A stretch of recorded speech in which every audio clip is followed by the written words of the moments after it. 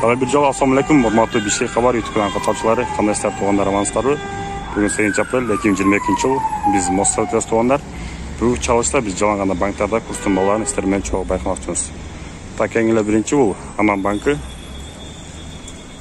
Так, Аман банкында доллар 86.87, евро 94.95, казак теңгеси болсо 1.5 экен достор.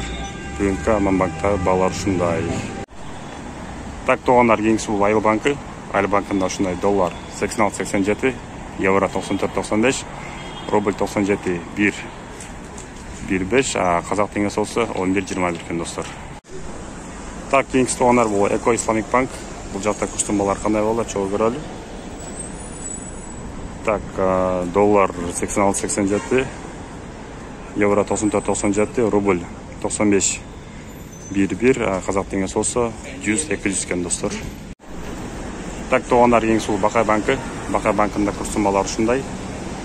Так, доллар 86.87, евро 94.95, рубль 1.5, казак теңгеси болсо 13.21 экен достор. Так, туугандар, кийинкиси бул Компаньон банкы. Так, бул жакта доллар 86.87, евро 94.95, рубль 98.1.5, казак теңгеси болсо 10.21 экен туугандар.